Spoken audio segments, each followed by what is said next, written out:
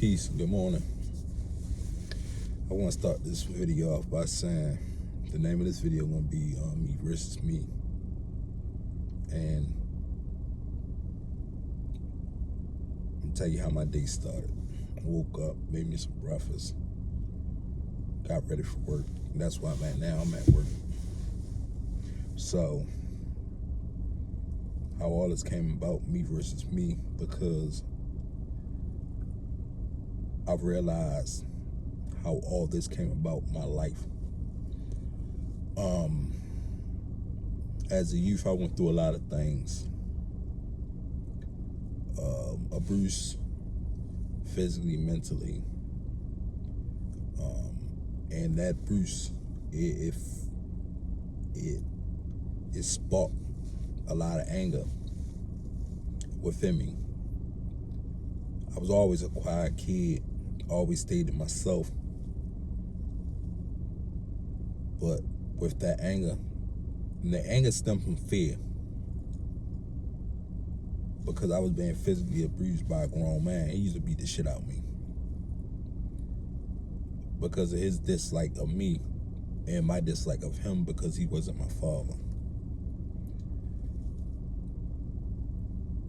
I understand now that I had to go through everything that I had to go through in order to make me the person I am today. So I'm a firm believer, adversity builds strength and character.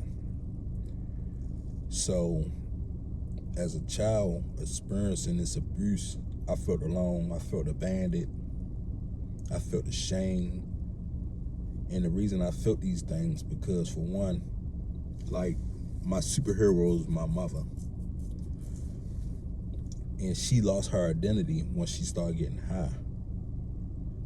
So she was my protector. My mother would have killed you if you would have touched any of us. That's how she was. She was a solid. She was that. That was the love of my life. And then once she started getting high, I seen her transformation. It got to the point where I hated drug dealers.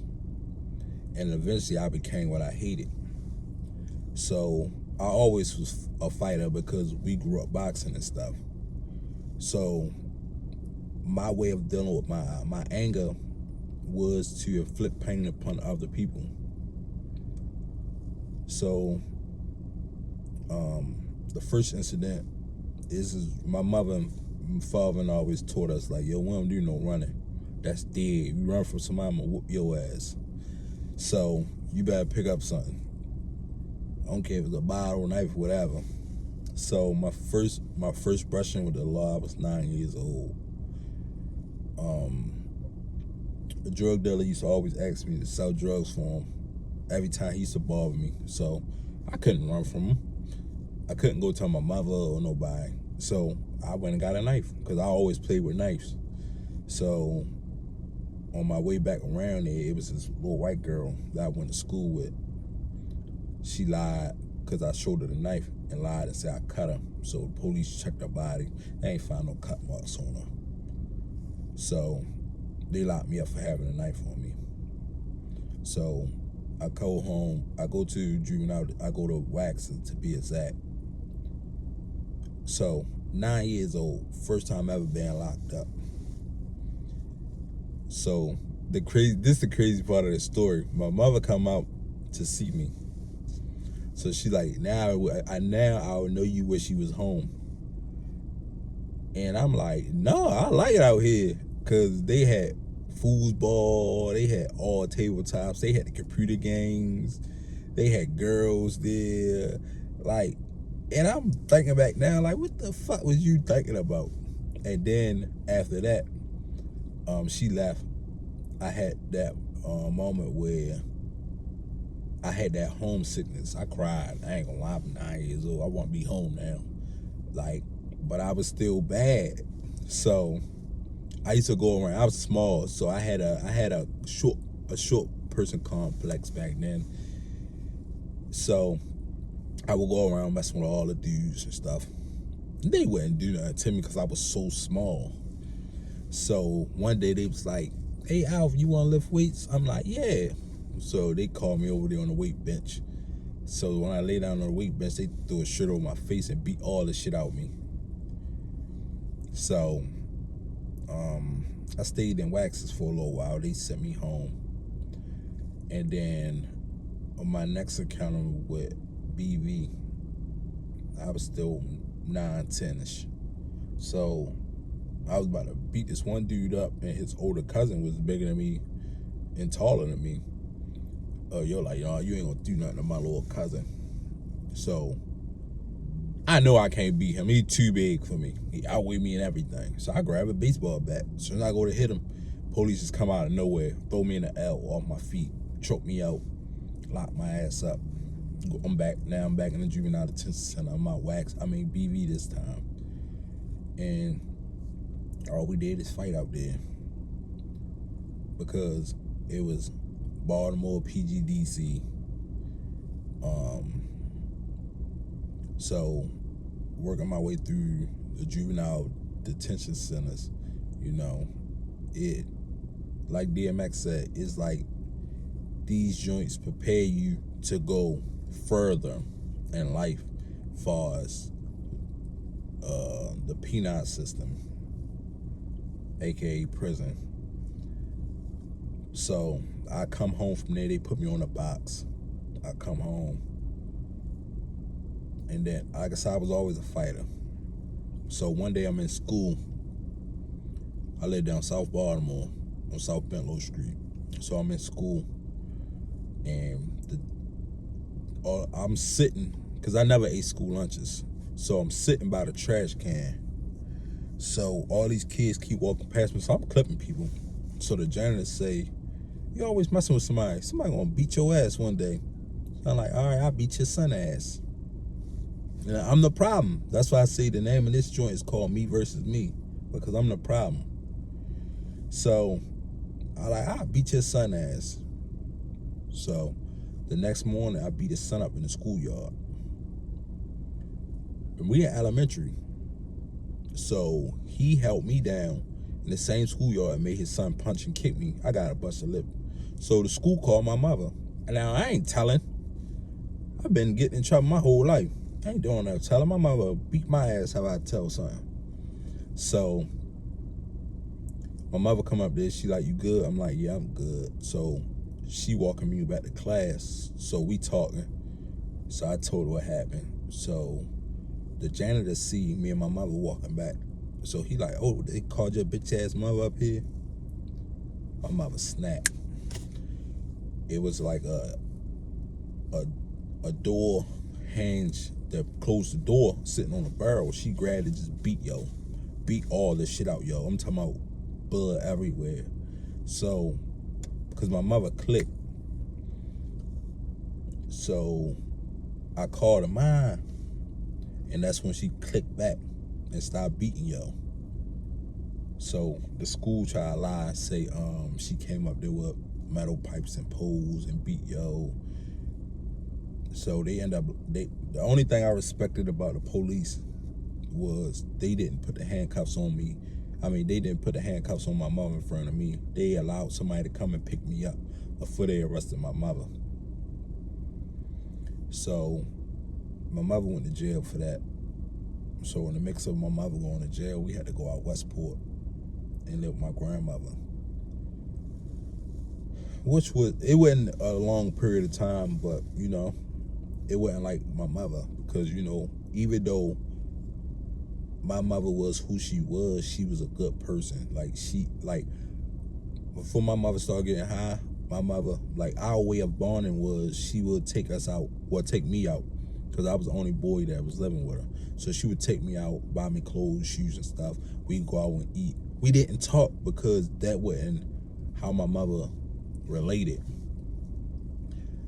My mother's way of relating with me was to buy me things and spend time with me like that. Or we would clean up the house. I would do my chores, she would do what she's doing. And she would sing and grab my face and stuff like that. That was my mother's way of bonding with me. And it was cool, even though, as a child, you don't want your mother singing in your face, grabbing your cheeks and stuff. But I liked it. I appreciated it because that was her way of showing her affection for me. So, fast forward, my mother come home. She meet the dude, coward ass dude. He introduced her to getting high. He started beating on her, beating on me, and amongst other things with my sister. And it was crazy though, because like I said, we as kids seen the transformation in my mother before it really took an effect upon her. And we went from getting any and everything we want to basically, like, I give a prime example. I was like, Mom, I want a remote control car. My mother would have never bought me no remote control car with no wire on it. I'm gonna get the best of the best. And this was Christmas. And now people's always told, ain't no motherfucking Santa Claus. We Santa Claus. We buying this shit. So, this Christmas I got a remote control car with a wire on there. I'm like, what? She's like, oh, they ain't had no more. So I bought this one because I know you wanted a remote control car. That year I got a action figure because, you know, back in that day, wrestling was that. So I got an action figure and I got a wrestling action figure and a army action figure. And back then, they came with little tattoos and stuff that you can get on yourself because they match the tattoos that the action figures get. I got a board game. What game did I get? I think it was, the surgery. I got the surgery one. I forgot what it's called, but you got the little pieces you put in there, and then if you touch the sides, it'll beep beep, meaning that you're doing the operation wrong. And I got some clothes and stuff. So, and I had a skateboard that year too. So, but that's when I could see that everything was going down the hill. Fast forwarded,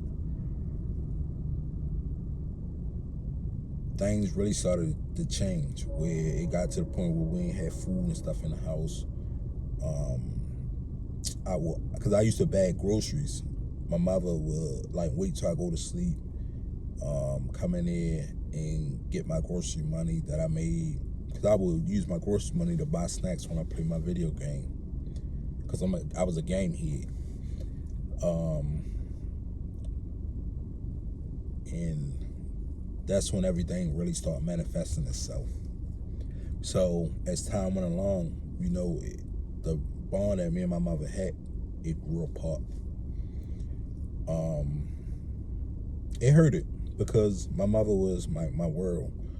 My father was my world too, but he stayed in and out of prison. But he was a man. And whenever he was around, he always instilled good qualities in me. He always sat down and talked to me as a person instead of a child. He treated me as a person should be treated. He didn't talk at me, he talked to me. He allowed me to have my own opinions, my own views and things of that nature. And that's why me and my father had a good relationship. My father, he only beat me one time in my life. He beat me, I think I was like 4, and I pissed in the bed. And he beat me. The crazy thing about that, we was over my father's house. My father lived up by Drew Hill Park. So we was over there, and I pissed in the bed. My mother called. My father beat me. It's me and my brother. So my mother like, what's wrong? Because she could tell something was wrong with me. I'm like, my father beat me. She's like, why your father beat you? I'm like, because I pissed in the bed. She flipped. Oh, y'all ain't never going over your father's house again. So it was funny, though. And the crazy thing about it, like, one thing I respect about my father, he always made time for us. He would take us to the park. We would sit there and watch him play chess. He would take us to the arcade. That's what made me fall in love with video games. My father taking us to the arcades and stuff. He always spent time with us. It wasn't about what he bought for us. It was about the time that he spent with us, talking to us and stuff like that. That meant the most to me. Father was a good dude. He just had his demons that he had to deal with. So that's what made him in and out of the picture a lot, because he tried to find his way in life. So it's crazy though, like sitting back thinking about a lot of these things. You realize like a lot of people don't understand how their journey started or where it started with. Let me rephrase that. A lot of people don't understand how their journey started and how they became who they are today in these defining moments that changed their whole existence. And I appreciate these moments. That's what I find pride in, because without these defining moments, I wouldn't be the man that I grew into. And it took it. I had to go through this journey, because if I didn't go through this journey, like, I'd be probably dead or multiple life sentences in somebody's prison system.